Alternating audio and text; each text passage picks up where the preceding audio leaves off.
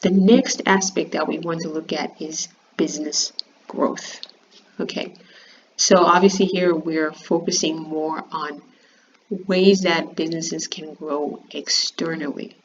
Okay, so external business growth occurs when businesses grow by either combining their operations with another business, that is known as merging, or by completely taking over another business, that is known as a takeover or an acquisition.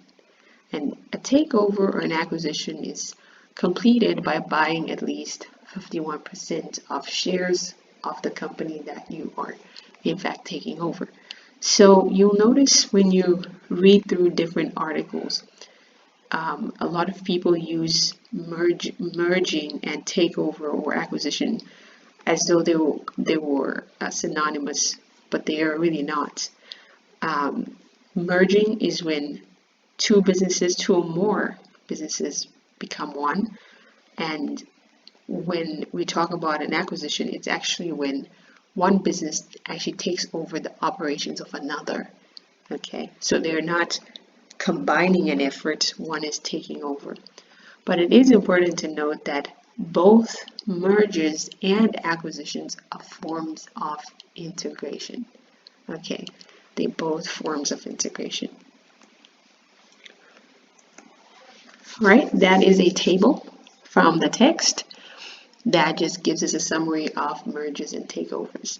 So as already discussed, a merger is combining two or more firms into a single business. So this comes after an agreement by the firm's management teams and shareholders. So they hold discussions, and once they come to an agreement, two companies or two or more companies can then merge into one. Now, when we talk about mergers come in different forms. You'll notice there's the horizontal merger, there's a vertical, and the conglomerate merger. Now, a horizontal merger occurs amongst firms that are in the same industry. Okay, so in other words, they are direct competitors of each other. Okay, they're both insurance companies, or they're finance companies, or they are in direct competition. Whatever goods and services they're offering, they're in competition. So perhaps it could be a situation where, as they are independent firms, if firm A and firm B are independent and they're not doing so well alone, but then they realize that competitively, if we combine our operations, we can actually counter our losses and become more profitable together. So they come together in the hope of becoming more profitable or becoming more competitive in the industry, probably sometimes in order to become more dominant in terms of competition. Okay, so that is a horizontal merger with firms at the same stage of production in the same market. So they're in the same industry and they're direct competitors of each other, probably offering the same products and services. So this is often done as well to share information, technology, resources, and obviously to circumvent existing challenges. Okay, what are the reasons for a horizontal integration or merger? Well, obviously you'd like to acquire greater market share because company A and company B each had probably their market share, and when you come together to one company, naturally you obviously have a greater market share because you're combining two. Greater power over other members of the supply chain, again, naturally, because when you come and you join forces, it's literally because when two direct competitors become one, it's almost like one competitor has been knocked out, and two combining together become a more dominant force in that industry for a lot of reasons. And so they have greater power over other competitors now because they've obviously become larger and they have a greater market share as well. And we hope that they also have greater resources so they're able to do more. Okay, economies of scale as well. because perhaps together they're able to produce at least one unit of something at a lower cost or more efficiently. Create synergy, and you may have come across this term, synergy. It just basically means that the whole is greater than the sum of its parts. So independently, they may not have been doing so well, but when they come together, these companies, they're actually able to produce a whole lot more and become more productive, more profitable. And so that's what we mean by creating synergy. That apart from each other, not so good. But when they come together, the whole becomes greater than the sum of its parts. Okay. Obviously, I mentioned this, they can share information and technology as well. Okay, so that's that about horizontal merger or integration. How about vertical integration? Now, vertical integrations when companies merge, they're not direct competitors per se, but they operate within the same supply chain. Okay, now vertical integration occurs in two ways. It can be forward vertical. Forward vertical basically means that a firm expands to include the distribution of products. This just basically means that, for example, a manufacturer buys a retailer. So, say Dairy Board, for example, in Zimbabwe decides to buy a retailer so that they can push their dairy products, okay, and go into retail themselves. So instead of distributing their dairy products to a retailer, they buy the retailer and they're able to distribute their products by themselves. That's what forward vertical integration is all about, because the retailer is not in direct competition, but they're within the same supply chain, as in from producer to consumer. They're within that same supply chain. Okay, great. Then there is backward integration. And this is when a firm buys another that makes an input product. Okay, so now backward, as the name suggests, we're going back in the supply chain. So a retailer, for example, decides to buy a farm. Okay, so the retailer decides to buy a dairy farm, for example, because they want to source their own dairy products or whatever it might be. A restaurant can decide to also buy a farm because maybe they want to start producing, their own milk, or they want to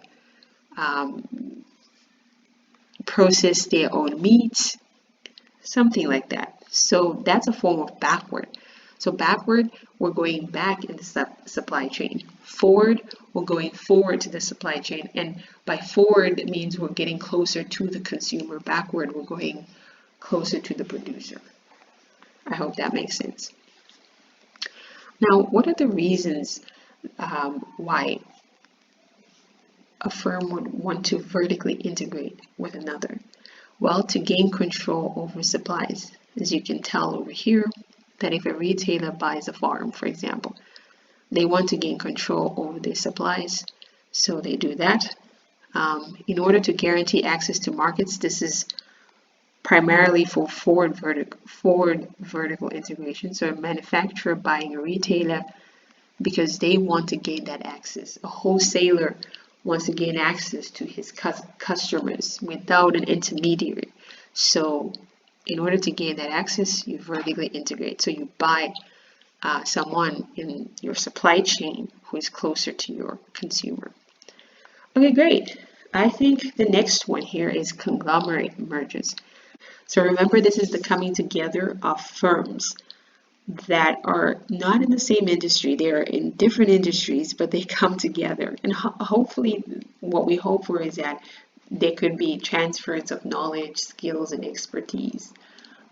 There is, I think, high risk involved in two firms coming together from different industries. You definitely have to do your homework before you decide to come together.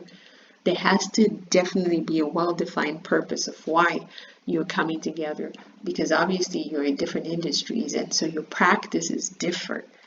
So you definitely have to be coming together for a predetermined purpose. Okay, great. The reasons for a conglomerate merger helps to spread risk. Okay, so the idea of not having all your eggs in one basket. Okay, so you could be a transportation business exclusively, and then you decide, well, all we do is transport. Particularly like in this period of the pandemic, COVID-19, we realized in a lot of companies is that having your eggs in one basket is just really a bad idea, because if things go wrong in that industry, that means your whole entire business is affected. So an advantage of the conglomerate merger is that at least if you combine with a business doing something else, then perhaps in periods like this where you have a pandemic, even if one side is not doing well, the other side can cope. So it spreads risk in that regard. Okay, although as mentioned, there's also great risk in entering a completely new market. All right, I'll just go back quickly. I think I may have omitted takeovers here. So takeover here on my previous slide, I'd shared that it's 51%. I see here that it says 50%. Well, perhaps we can just stick to saying greater than 50% or more to be on the safe side. Okay, so a takeover occurs when a company acquires complete control of another. Okay, so they haven't come to do teamwork, they haven't come to merge, they've come to take over. Okay, and those two words must not be used interchangeably as some people do. Okay, so much like a merger, a takeover can also be horizontal, vertical, or conglomerate for the exact same reasons as a merger. Now, when in terms of takeovers can be hostile. I think acquisition is always going to be a better word than takeover. Takeover sounds hostile in itself. So maybe acquisition is a better way. Okay, but nonetheless, it speaks of the same thing. Okay, it can be hostile, where a predator company's attentions are unwelcome and the target may try to reject the move. So here's a company, it's not putting itself up for sale, but here's another company saying we want to buy you. And there's pressure, and so it's not something that's welcome. It is a move by a bigger company possibly trying to wipe out potentially a threat or a competitor. An example of this, not necessarily an example of a hostile takeover, but just an example of a takeover, is Facebook's strategy. We know that Facebook has taken over Instagram, WhatsApp, that kind of thing. They have this strategy of taking out competitors or anyone who's seemingly doing anything significant in the industry that could directly compete against them. They tend to buy them out, and this is how Facebook tends to grow their dominance and grow their market share. So it's not always unwanted, sometimes it's friendly. So companies actually agree and say, well, we're willing to be taken over and you can purchase our business, and the bid is pitched to the shareholders and the shareholders are also in agreement and a takeover happens. Okay, great. These are just some examples of mergers that you might want to use as references, whether for your exams or just for further reading, to see how different companies that have merged are doing. Okay. Now, problems following integration. Okay, and remember that integration involves both mergers and acquisitions, either one of the two. It's not always smooth sailing, as you can imagine. And here are some of the problems that can follow that integration. Culture. And culture is always going to be an issue. Remember that these are companies coming in the case of a merger.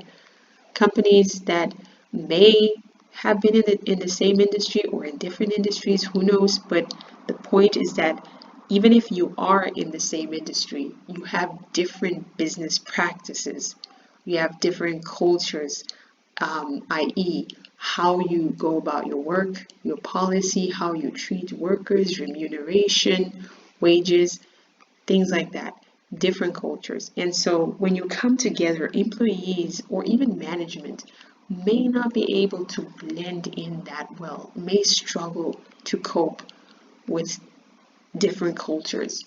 Okay. Rivalry amongst employees due to different values, behavior patterns. Again, it follows up from culture. Okay.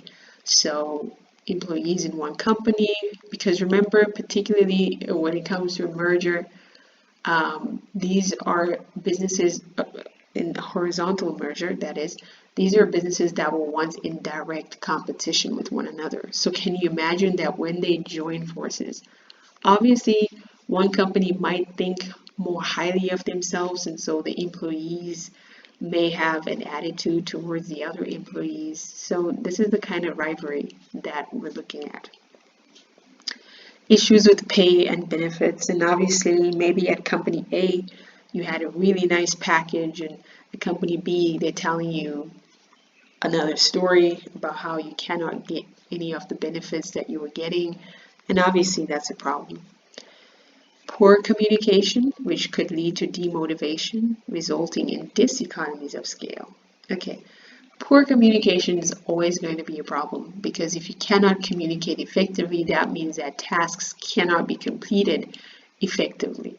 And poor communication could be as a result of the same rivalry. So the attitude, or poor communication could also do with maybe lack of technology, or maybe there is technology, but maybe employees in another company were not familiar with that technology, or all these other things. And regardless, poor communication can definitely demotivate the morale of the employees, resulting in reduced performance, which could obviously lead to diseconomies of scale, essentially raising the cost of production. And remember that when companies come together or there's a takeover, the hope is that you reduce the cost of production as one of the benefits. But due to poor communication, you could actually raise the cost of production. And so this is one of the reasons why merging may not be as successful. Okay, great. Here's a key term, demerger. And as you can guess, it just basically means that a company decides to split into two or more separate elements. And the reason why a company could decide to do that is for the exact same reasons that follow integration. All right. Stakeholder concerns. What are some of the concerns that stakeholders might have when businesses merge or there's an acquisition? Here are some of the concerns from employees. Employees could obviously be concerned about job security, okay, because their jobs could be threatened. They could be, their job could become obsolete because someone else from the other company could do what they can do better, and so you're dismissed in the process. You could be redeployed. You could be told, well, we're transferring you to another country, to another city. Who knows? Different work conditions, obviously. You used to have an office, and now you're told, well, you have a cubicle. And these are some of the concerns that could arise. From the shareholder side, due to diseconomies of scale that can happen when the companies merge or companies acquired, shareholder value may not be increased. And remember, these diseconomies of scale result from some of the issues that arise, like poor communication, different culture, like we were just talking about. From the customer's side, integration may result in reduced brands, thus decreasing consumer choice. Because remember, particularly in a merger where you had two or more companies offering different products, now they come together and they start to produce one brand. Obviously, it means that where you used to like this type of peanut butter, now you just have one choice out of possible 2 or 3 brands. Okay. Well, What could the government be concerned about? Well, if there is relocation outside the country, there may be loss of employment, obviously, and tax. Okay, I think that's straightforward. For competitors, obviously fear of monopoly behavior. Because remember that when companies merge or a company is acquired, it reduces the number of competitors in the market because two become one, three become one. So it naturally reduces the number of competitors and it makes that company stronger. And because they have greater buying power in the supply chain or greater influence, other companies will fear that this newly formed company will start to dominate the market and control the market, and which might result in unfair competition. That's just what we talk about, monopoly behavior. Great. So we spoke about joint ventures and strategic alliances before. That was AS level and A level, but this part is only for A level. It just has one or two things that are for A level only. Okay, so joint ventures involve the creation of a new jointly owned business. So the existing businesses, business A and business B, contribute towards its management, assets and expenses, etc. So this can be used to diversify into new product markets. I have an example here. Google and NASA developed Google Earth. So they remain exclusive. Google remains Google, NASA remains NASA, but they come together in a joint venture just to create a new business, a new venture, Google Earth. Okay. Now, a strategic alliance is an agreement to cooperate by two or more businesses, whether it's national, local, global. They come together to achieve a common objective whilst remaining independent. Okay, so they don't create a new business like we see in a joint venture. They just come together because there's something that they would like to benefit from their alliance with another company. Okay, so the example that I have here to try and bring it into perspective is Starbucks and Barnes and Noble. Okay, so Barnes and Noble is basically, I think this is a bookshop. That's as far as I know. There could be more, but they're a bookshop, and we know that Starbucks is known for coffee. So these two have come together to share a space. So you can walk into Barnes and Noble and find right at the corner there's Starbucks. Okay. Or you can walk into Starbucks and find out that right at the corner there's Barnes and Noble. So it's just taking advantage of the customers that Starbucks has and luring them to the Barnes and Noble side. Or even the customers that walk into Barnes and Noble for a good read would think, perhaps I could grab a good read and go drink coffee and start reading. So the two go hand in hand. So they are not forming a new business. They've just come together to share the cost of a space so that they can benefit from each other's customers. I think that makes sense. So what's the difference between a strategic alliance and a partnership? Well, a partnership is a merger of individual interests for mutual profits. Okay, whereas an alliance is a collaboration between sovereign interests. Okay, in an alliance, the resources do not belong to an alliance. Whereas in a partnership, people can come together and put resources towards their project, towards what they're doing in a partnership for a common goal to make profit, right? But in an alliance, you notice that they don't share much. They remain as they are, as the companies that they are, freestanding. They don't share any resources together. As in a partnership could share resources in alliance, they don't necessarily do that. They just come together because they just want to benefit from each other's customers in an alliance. But in a partnership, remember that partnerships will share these profits, but in an alliance, they're not sharing profits, they're not sharing anything. They are just sharing, for example, in this case, the cost of a space. Okay, so it's a strategic alliance. It's come together so that we can both increase sales in a way, etc. I do hope that makes sense. Drop me an email if it doesn't, so that we can clarify. Okay, what's next? So, what are the benefits of joint ventures? Of course, you share expenses, assets, and expertise, and you can diversify into new products or new markets. So you look at yourself, like the example I gave of Google and NASA. Google may not have had the expertise that NASA had into like the satellite.